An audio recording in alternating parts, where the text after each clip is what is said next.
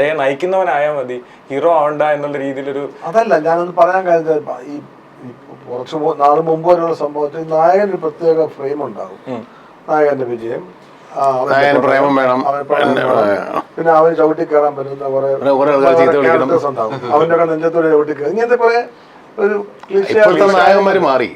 അപ്പൊ അതൊരു മടുപ്പ് തോന്നും. ഒന്ന് തന്നെയാണ് നമ്മൾ ചെയ്യുന്ന ഒരേ കാര്യം തന്നെ വീണ്ടും വീണ്ടും റിപ്പീറ്റ് ചെയ്യുന്നത് തോന്നും. പക്ഷെ എനിക്ക് കുറച്ച് ഈ എന്നിൽ നിന്ന് വ്യത്യസ്തമായ കഥാപാത്രം ചെയ്യാൻ ആഗ്രഹിക്കുന്ന ഒരാളാണ് ഞാൻ, എന്നുവെച്ചാൽ ടോട്ടലി.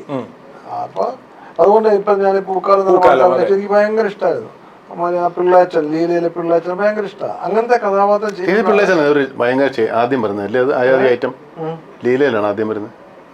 നിങ്ങൾക്ക് ഒരു മാറ്റം അല്ല, അതൊക്കെ മേക്കപ്പ് ഉണ്ട്. ഇത് റിയലിസ്റ്റിക് ആയിട്ടുള്ള സിനിമ. അങ്ങനെയൊക്കെ ചെയ്യുമ്പോഴാണ് നമുക്കൊരു വ്യത്യാസമായിട്ട് എനിക്ക് തോന്നുന്നത്. ആക്ടർ ഞാൻ അങ്ങനെ അതാണ് ആസ്വദിക്കുന്നത്. അവിടെ നമുക്ക് അങ്ങോട്ട് സുഖാവുക എന്ന് പറയില്ലേ, നമുക്ക് സ്വയം സന്തോഷവും സുഖവും ഒക്കെ. അതിനു വേണ്ടിയാണ് നമ്മൾ ഇങ്ങനൊരു നടനാകുന്നത്. എന്തിനാണെന്ന് ചോദിച്ചാൽ ആ ഒരു സംതൃപ്തിക്ക് വേണ്ടിയാണ്. അത് കിട്ടുമ്പോഴാണ് ഏറ്റവും വലിയ പണം കിട്ടുന്ന വലിയ സുഖമുള്ള കാര്യം കേട്ടോ. അതിനപ്പുറമായിട്ടുള്ള സുഖമുണ്ട്. അതാണ് ഈ പറഞ്ഞ സുഖം.